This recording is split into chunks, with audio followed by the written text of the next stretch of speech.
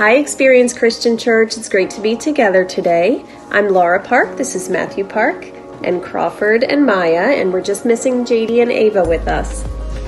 So the couple of things we love about being an Experienced Christian Church is that we really are all about showing God's love in a very practical way, but also that we're happy for folks to belong before they believe. I know certainly that's a big part of my journey. And it reminds me of the disciples. Jesus certainly did not pick everyone who was ready to believe, but he felt like they're at any stage in life can belong to a church and be part of others, encouraging each of us. It reminds me of a story that a good friend of mine and I were volunteering at a halfway house, and this young man who'd been recently out of prison for about 6 months had shared with us that he, for many weeks, if not months, has been really just dying to get back to church. But he felt like his life was still a little bit too messy and wasn't quite clean enough, and that God would not want to have him in one of those churches. And we said, you know what? Not at all. We'd love to pray with you right now and make plans to go to church together this Sunday. And we did it, and he loved it, and he's belonged to a church ever since. And I know he's much farther along his journey to believing now as well. We'd love for you to say hi in our chat window so that we can get to know you. And while you're there, fill out a Connect card and let us know how we could be praying for you. And today we're going to hear a relevant message. We'll have an opportunity to take communion together. And then we'll listen to some uplifting music, and you will learn about some more opportunities that you will have to connect with us as a community. It's great to have you here today, and it's good to see you. Thanks so much, and be well.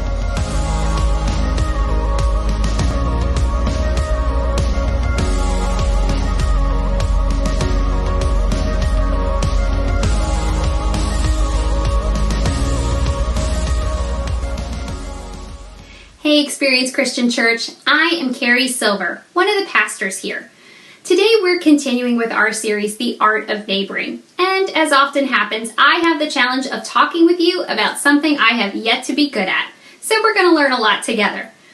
The Art of Neighboring was designed to be an answer to a problem and an application for a directive.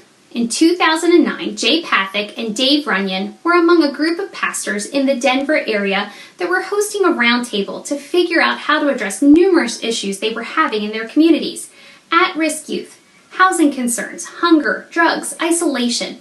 The mayor was at the meeting, and he said the majority of the issues that our community is facing would be eliminated or greatly reduced if we could just figure out a way to become a community of great neighbors. That casual comment both inspired and convicted the group of pastors, and thus The Art of Neighboring was written. Inspired because you can actually help people to be good neighbors, to take care of their communities with the right knowledge and tools, but it also convicted them because this actually wasn't the mayor's idea. It was Jesus's idea, or more accurately, his central teaching. The mayor was asking for the very thing Jesus said generations before. Twice in the Bible, it is recorded that Jesus was asked what is the most important commandment, and I'd like to share with you how his answer was recorded in the book of Matthew. Jesus replied, "Love the Lord your God with all of your heart, with all of your soul, and with all of your mind. This is the first and greatest commandment. And the second is like it. Love your neighbor as yourself." More directly, the most important things for you to do are to love God and love your neighbors. Clearly, doing each or both of these has become a lost art. But why? What prevents us from loving God and loving others like it's our most important thing to do? What could change if you did this? What if I did this? What if everyone else watching did this? Do we need some more love in this world? As Pathak and Runyon were trying to figure out how to create a movement in their city and teach people how to neighbor well with the right tools and information, they determined there are two huge barriers to people doing this. What do you think those are? Add them in the chat below. Okay, I'm going to tell you. They are time and fear. This week, we're talking about the time barrier. The Art of Neighboring is based on one challenge that we shared the first week of this series. Know your physical neighbors, no matter what kind of housing structure or layout you live in. Know their names, their interests, what's happening in their lives, care for them, and enjoy being in relationship with them. They're not projects, just people worth knowing and caring for. And I hope you've taken these last 2 weeks to take this challenge and maybe even note a few more things about your neighbors on the Art of Neighboring diagram. But you can't do any of these things without putting some time in. And as we talked about in my Art of Neighboring group last Thursday night, learning these things on social media doesn't count. I'm sorry. The challenge is to actually connect and converse with your neighbors, not discreetly social media stalk. I can feel some of your hesitation because I share it. Please don't ask me to do one more thing. My plate is full, my schedule is booked. I can't get to the things I already want and need to do, and now you want me to do something else. I hear you. I echo you. I too struggle with this. And then add being an introvert on top, and I have excuses for days. But, and there's always a but, isn't there? When we say, I don't have time to know my neighbor, what I'm really saying is, I don't consider getting to know my neighbor as important as everything else I have to do. I don't like saying that, and I'm betting you don't either. And so maybe there is something to dig into here. In Luke chapter 10, right after Luke recorded that interchange where Jesus identified the 2 greatest commandments, he tells the story of Mary and Martha. And Luke wrote, as Jesus and his disciples were on their way, he came to a village where a woman named Martha opened her door to him. She had a sister called Mary, who sat at the Lord's feet listening to what he said. But Martha was distracted by all the preparations that had to be made. She came to him and asked, Lord, don't you care that my sister has left me with all this work to do myself? Tell her to help me. Martha, Martha, the Lord answered, you are worried and upset about many things, but few things are needed, or indeed only one. Mary has chosen what is better, and it will not be taken away from her. Both Martha and Mary loved Jesus.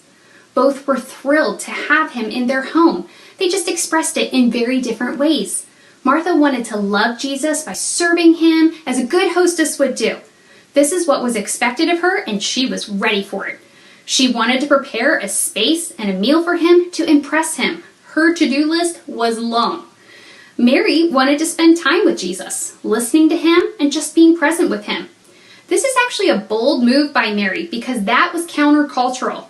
Mary was supposed to be helping in the kitchen, as the women did.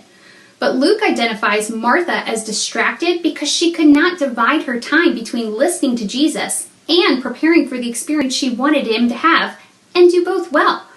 Martha understandably thought Jesus would back her up on this, and so she asked him to redirect her sister. Jesus, though, was Team Mary. He empathized with Martha, saying, you are worried and upset about many things. And while serving someone is good, he said, Mary has chosen what is better, to just spend time with him. To sit at the Lord's feet, as Luke described, it meant Mary positioning herself as a student.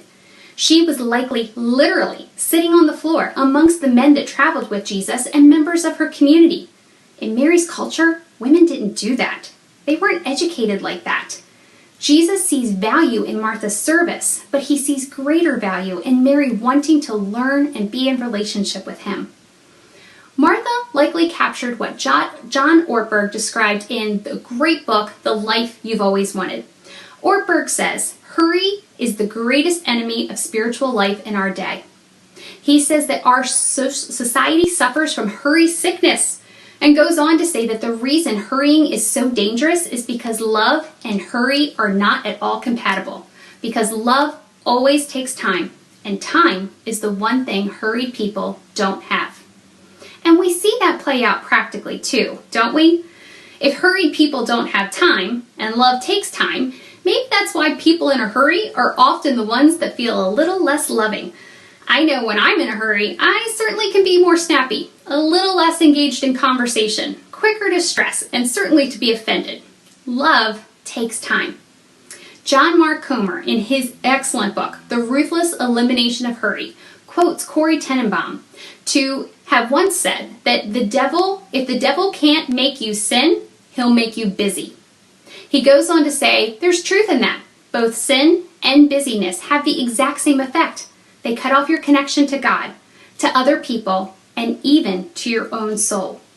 Busyness is actually the opposite of these two great commandments. It's interesting that this story of Mary and Martha follow Jesus' identification of the main thing we're called to do, to love God and to love our neighbors. And then we get to see how easy it is to mess that up, even when we're doing a good thing. Mary chose the better thing. Mary kept the main thing, the main thing. Can we work to prioritize our planning around Jesus' priorities, not our own?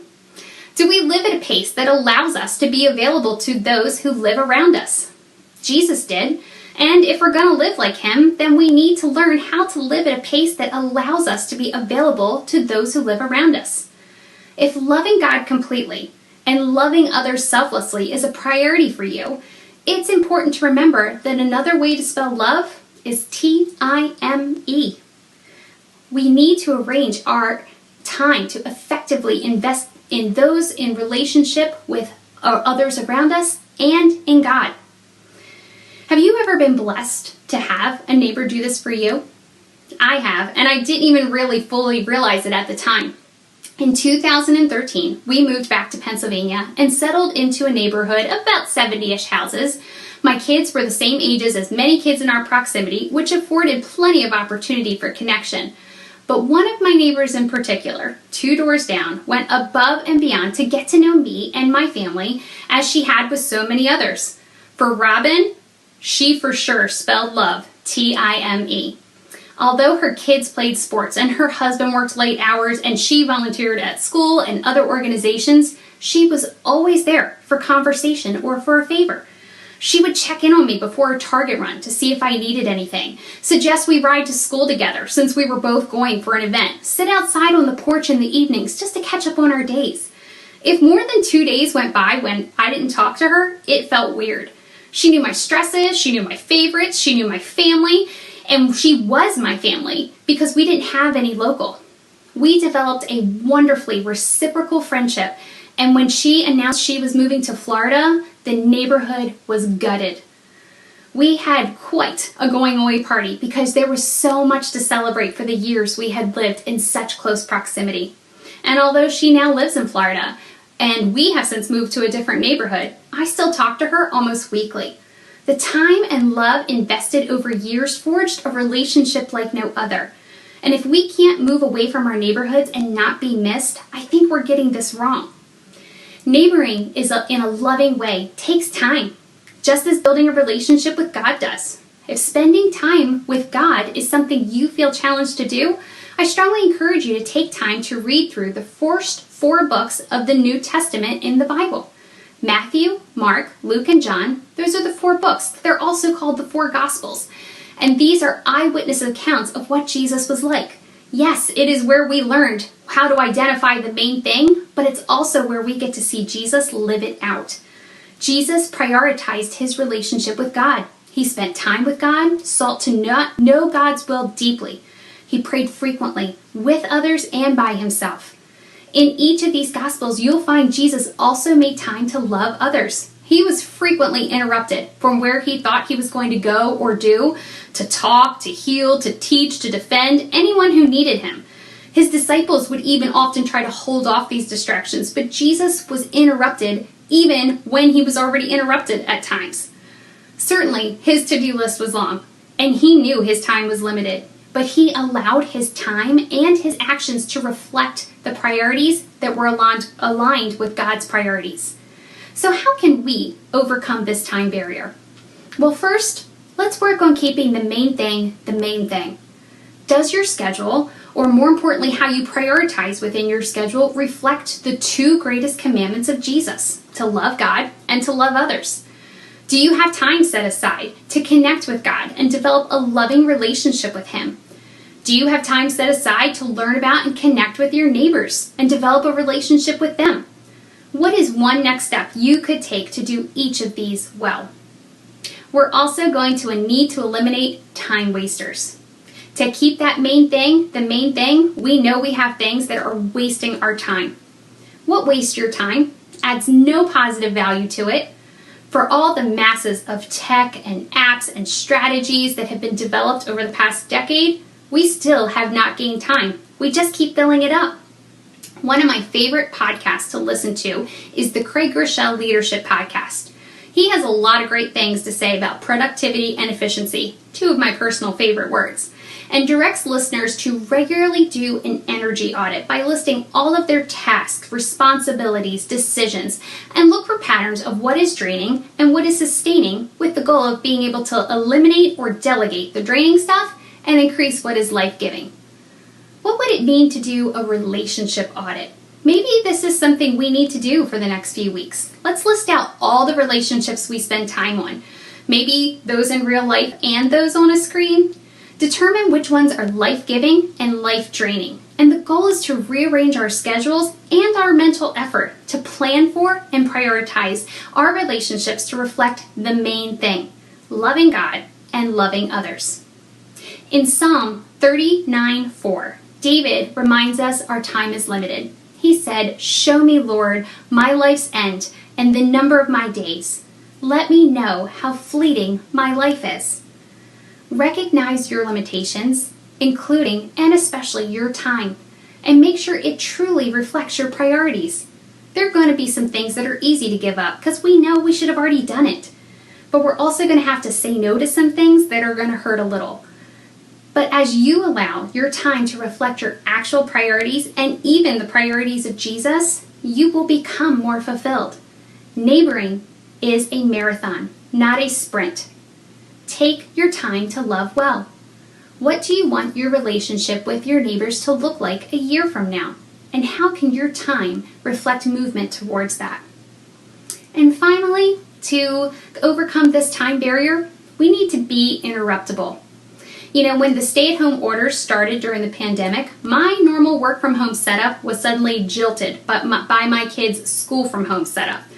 I was the easy access parent, and the interruptions to my workday were endless. Tech difficulties, problems with understanding assignments, boredom, sibling squabbles, it was endless.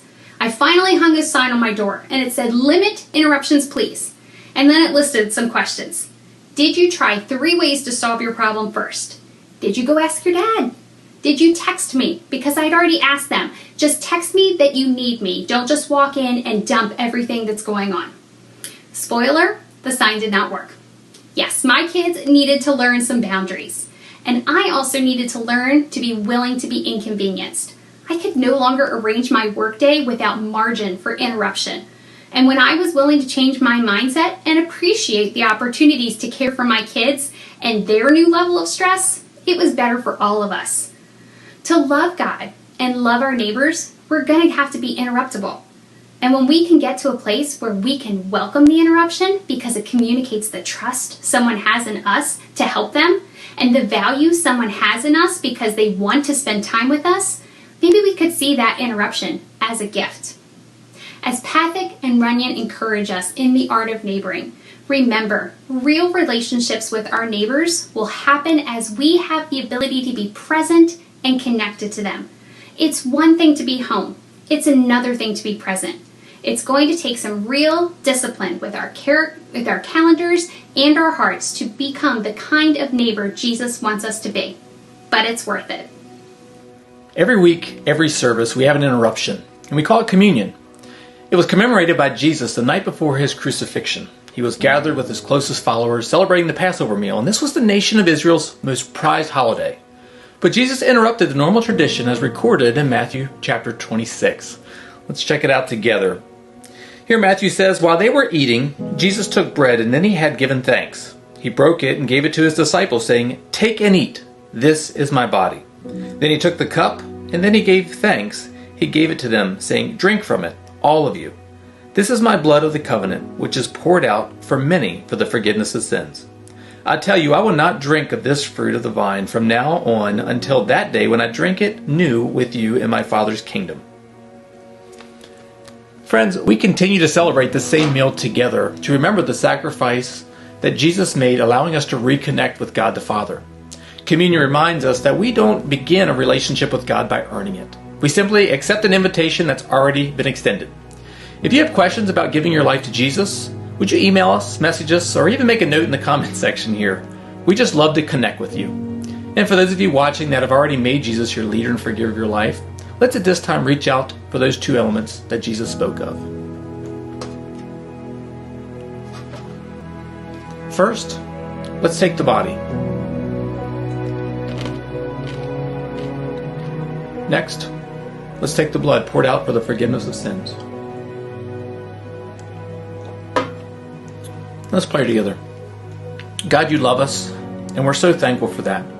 We're thankful that you loved us enough to send your only Son to die on the cross, extending an invitation for us. God, we're also mindful that invitation isn't just for us ourselves, it's for our neighbors. Neighbors we might not even recognize. So God, help us to see other people as you see them, that you love them, that you desire to reconnect with them, and help us be a bridge for that reconnection. Thank you again for Jesus. It's in his name we pray. Amen. Well, friends, thank you so much for joining us for today's message, and you're welcome to join us in a further discussion on the topic of neighboring this Tuesday or Thursday night at 7 p.m. over a Zoom call. This is where we turn a good idea into an action plan. We discuss the concepts deeper, look at applying it in our lives personally, and we encourage one another on this journey. I also want to thank everyone who completed our Race and Faith survey. I want to share two big things I'm thinking and praying about from the results. First, a significant majority of the responders want our church to be an active voice in the crisis, and I'm so thankful for that because that's a desire that I share. There was also a strong response for a series on racial justice, a desire to learn what the Bible says about all of this, and even a majority have an interest in taking this conversation bigger with other churches and organizations in our community. This is something we're praying about, that we're planning to do, and we just want to serve you and this community well. Second, there was an overwhelming majority of the responders in our survey who indicate that they're feeling frustrated, overwhelmed, and very anxious. I share this with you too and want to remind you that true racial justice and equality is not something that's going to happen overnight. Even when it's uncomfortable, we need to lean into that because there's a lot of work to be done. It's just not just a simple conversation. This takes time, loving decisions. And let's continue to take care of ourselves and lean into Jesus, who's truly the only one who can lead us to peace and healing on all of these issues. Our staff is always available for you if you want to take the time to talk, to pray, or just to learn more. I'm also excited to share things coming up over the next few weeks. To stay up to date on those items, just sign up for our mailing list. You can also, interested in what's going on in Experience, text ECC info to 94000. And there are a few ways to connect that I want to mention today. First, there's going to be a Zoom lobby experience immediately following this service. Even if your hair is in a hot mess, your pajamas don't match, as long as you're wearing something, you're welcome to join in Zoom for a few moments. This gives us a chance to say hello to other people, and I'm also there, and I could get into a private Zoom room if you have any questions or anything you'd like to discuss. Second, there's a picnic. We're hosting picnics on the second and fourth Sundays of the month. Simply show up with a chair and something to feed yourself at 12 p.m. at Miller Park in Exton. It's a simple and great way to connect with other people. If the weather's iffy, check our social media or check your email for any cancellations. Well, our Experience, our mission is to love people in practical ways through serving. And there are two ways I'm happy to announce. First, on July 11th from 8:30 to 4, we will be serving with Good Works, hence the t-shirt here. Good Works is a Christian nonprofit organization designed to repairing homes. They want to make them warmer, safer, and drier. And they also want to restore hope for low-income homeowners in Chester County. All skill levels are welcome. We just need you to register to serve by Monday, July 6th. And second, we're going to be participating in a school supply drive. Another organization doing great work that we'd love to partner with is Home of the Sparrow as they seek to serve women facing homelessness in our community. They are in need of school supplies for those families that they care for. Families and kids have got enough stress going on in their lives, so let's make sure they are fully supported with all of the supplies that they need. The list is long and includes everything from pencils and pens to binders and note cards. If you'd like to be part of this opportunity, email info@experiencecc.org and we will get you the list with more details. If you're in a direct area, we can pick those up from your home, or if you'd like, we can provide you with a mailing address and you can ship them to us. Thank you for loving our kids in this way. And lastly, I want to invite you to partner with Experience Christian Church through giving. We never want anyone to feel that this is something they have to do. This is simply an invitation to help us help people experience God's love in practical ways.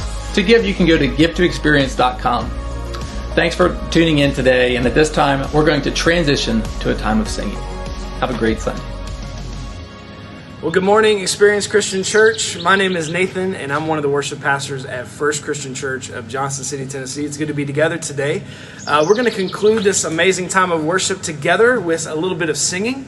But before we do that, I hope we don't miss a moment to respond to that great message. I especially love the point about be interruptible. I don't know about you, but I've walked through this life a lot with my head down, kind of claiming busyness or whatever else. And I've missed moments to respond. I've missed moments to love my neighbor like Jesus does. And so that's a great word for us today. And as we continue to worship, hear these words from 1 John chapter 4, which say this, starting in verse 19. We love because God first loved us. If anyone says, I love God, but hates his brother or his sister, they're a liar.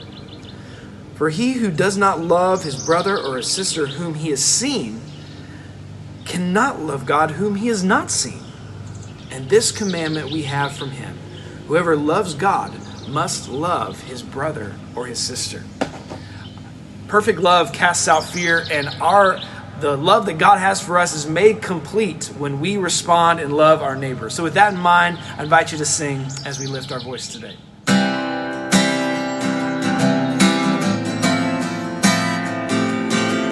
When darkness tries to roll over my bones, and sorrow comes to steal the joy I own, when brokenness and pain is all I know, I won't be shaken, I won't be shaken. No fear today. My fear doesn't stand a chance when I stand in your love. My fear doesn't stand a chance when I stand in your love. My fear doesn't stand a chance when I stand in your love.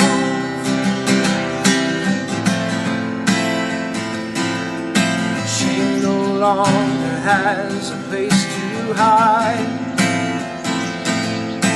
I am not a captive to your eyes. I'm not afraid to leave my past behind. I won't be shaken, I won't be shaken.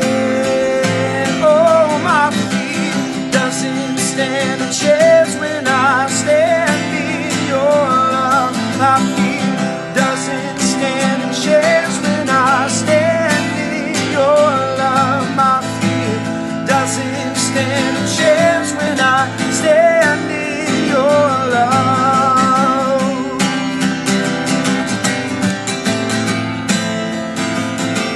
There's power that can break off every chain.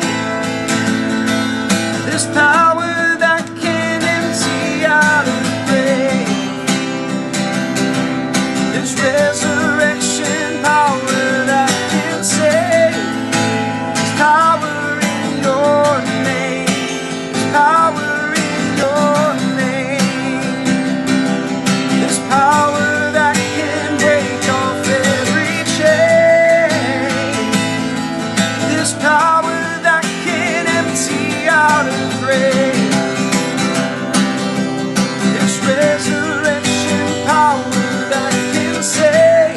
There's power in your name. There's power in your name. My fear doesn't stand a chance when I stand in your love. My fear doesn't stand a chance when I stand in your love. My fear doesn't stand a chance when I stand in your love.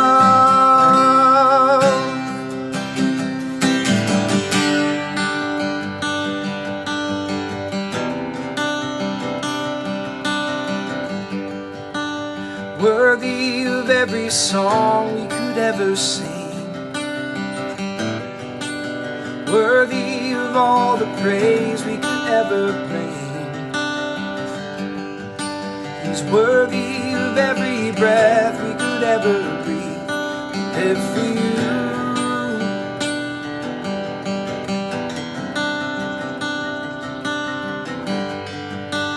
Jesus, the name above every other name. Jesus, the only one who could ever save.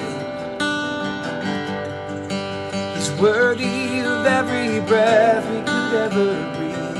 We live for you. We live for you. He's holy today. Holy, there is no one like you. There is none beside you.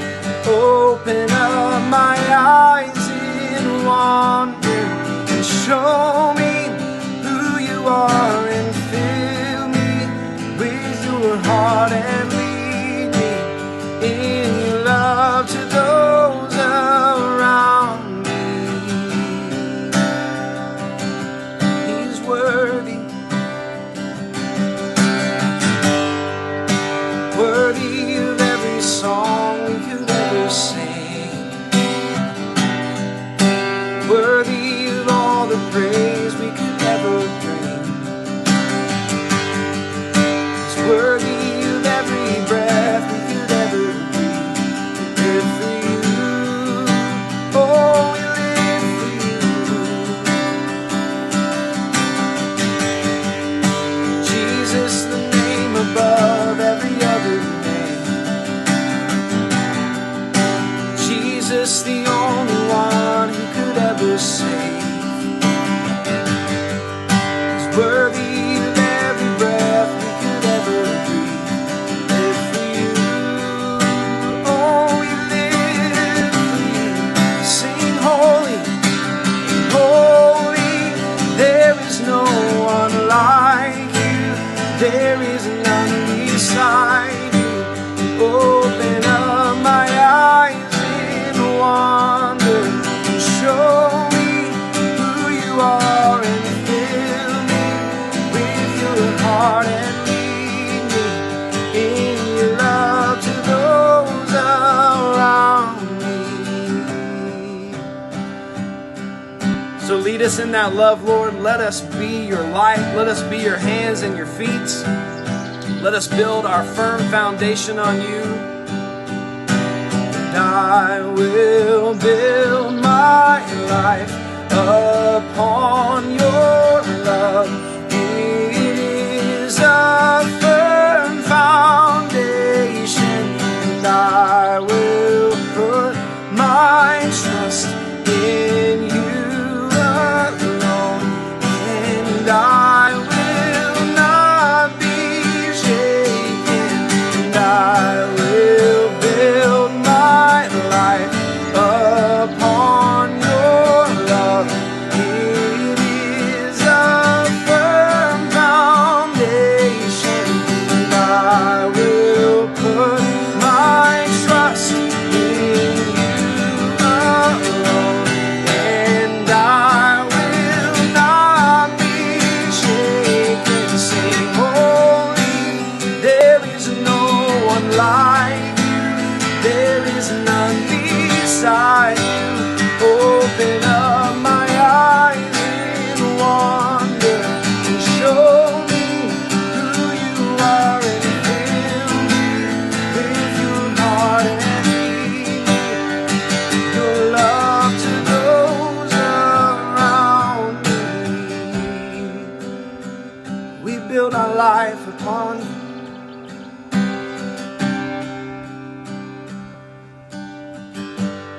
So God, today I pray that we build our life upon the firm foundation of Jesus and nothing else. I pray that as we walk through this life, we don't miss moments to love our neighbor as ourselves. And in response, show that love that you first gave to us. So thank you, Lord. We choose today to build our lives around the teachings of Jesus. And we know that those are true because you sent him to die for us And we don't deserve that kind of love, but you gave it to us anyway. And so, God, we are so thankful. It unifies us today. So, God, be with us as we go into our week. Help us to love our neighbor. And it's in Jesus' name.